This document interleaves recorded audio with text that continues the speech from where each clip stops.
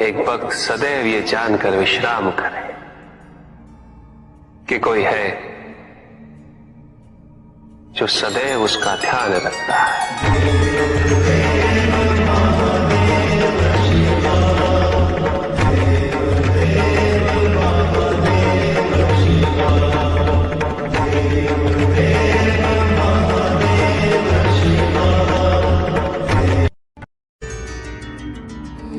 भक्त की भक्ति और उसकी श्रद्धा से प्रसन्न होकर उसके आराध्य उसे दर्शन अवश्य देते, किंतु कब, किस रूप में और किस परिस्थिति में,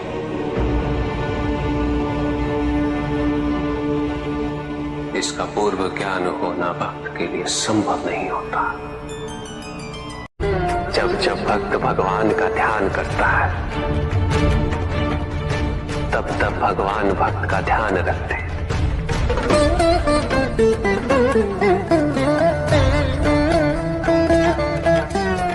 किंतु जिस क्षण भक्त भगवान का ध्यान नहीं करता तब भी भगवान भक्त का ध्यान रखते हैं।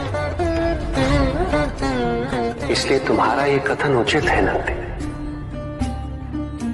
मैं व्यस्त हूं और मैं चिरंतन काल से लेके चिरकाल तक व्यस्त रहूंगा।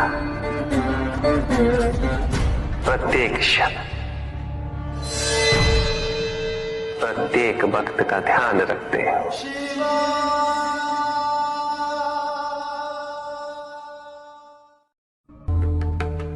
जिसके कारण स्वार्थ, विनाश, क्रूरता, अशांति और भय में वृद्धि हो,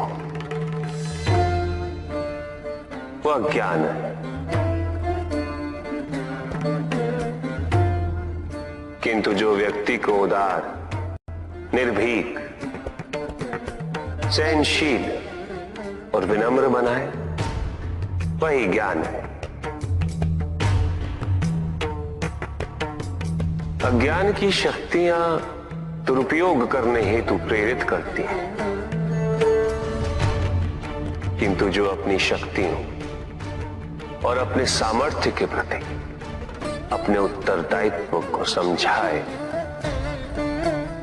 जो न केवल अपने अपितु अपने से पहले संसार के उद्धार हेतु प्रोत्साहित करे, वो ज्ञान है। ज्ञान का मूल उद्देश्य ही परोपकार है, सृजन है। दूसरों की भावनाओं को समझना, उनका आदर करना, यही ज्ञान है। क्योंकि ज्ञान हमें न केवल अपने अपितु दूसरों के दुख और सुख के प्रति भी संवेदनशील बनाता है। किंतु जो दूसरों की भावनाओं का अनादर करे, उसे ज्ञान की श्रेणी में कैसे रखा जा सकता है? अज्ञान के कारण व्यक्ति सांसारिकता में बंधता जाता है, मोह माया में उलझता जाता है। अज्ञान परम सत्य से दूर ले जाने का माध्यम है, किंतु ज्ञान व्यक्ति को परम सत्य की ओर ले जाता है। ज्ञान मुक्तिदायक है, मोक्ष का मार्ग है, और इस मुक्तिदायक ज्ञान का सर्वोच्च रूप है आत्मज्ञान। और यही ज्ञान की पूर्णता भी है कि व्यक्ति अपने को समर्पित कर दे, छोड़ दे अहंकार को, तो ब्रह्म की इच्छा ही पूर्ण होती है और अभी भी वही फलित हो रही है। ऐसा नहीं है कि हम उससे भिन्न फलित करा लेंगे, लेकिन व्यक्ति भिन्न फलित कराने में लड़ेंगे, टूटेंगे, नष्ट हो। कुछ भी सुनने और समझने के लिए मन का मौन रहना आवश्यक है। किंतु मन मौन रहना नहीं जानता।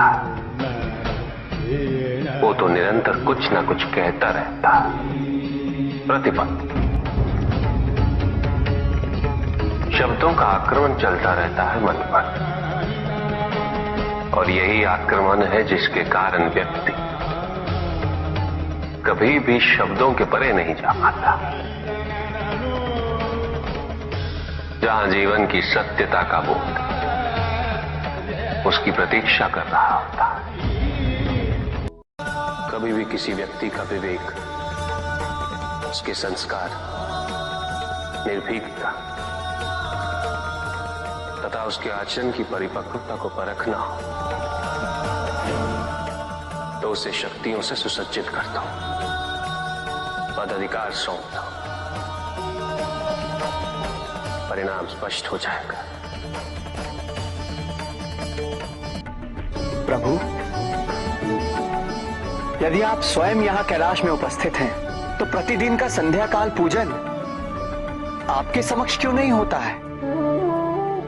पूजित का साक्षात सामने होना मन को भटकने नहीं देता, किंतु जो सच्चे भक्त हैं, भगवान तो उनके मन में, उनके हृदय में निवास करते हैं। जिनके हृदय में श्रद्धा है, उनके लिए पूजा करने हेतु अपने आराध्य का साक्षात सामने होना अनिवार्य नहीं।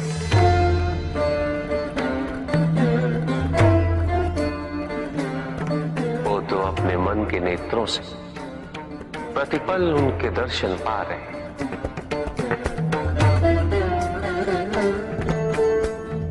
उनकी प्रत्येक अनुभूति में भगवान है।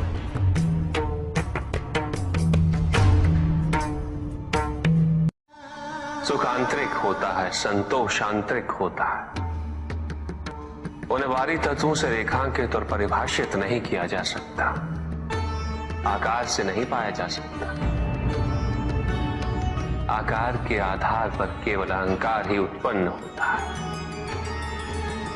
क्योंकि आकार से तुलना करने का संदर्भ प्राप्त हो जाता है। यदि तुम्हारा आकार छोटा है तो तुमसे भी छोटा कोई ना कोई अवश्य होगा, और यदि उसी प्रकार तुम विशाल हो तो तुमसे भी विशाल इस संसार में कोई ना कोई अवश्य होगा। इसीलिए शरीर या आकार की तुलना करना कभी भी शाश्वत सुख का आधार नहीं बन सकता। युद्ध किसी व्यक्ति से नहीं गणेश, मानसिकता से होता। युद्ध में संघर्ष अच्छाई या बुराई का नहीं होता, सभी में अच्छाई है और बुराई भी है पुत्र। युद्ध तो विचारधाराओं का होता है। व्यक्ति अपने पराक्रम पर, अपनी क्षमता पर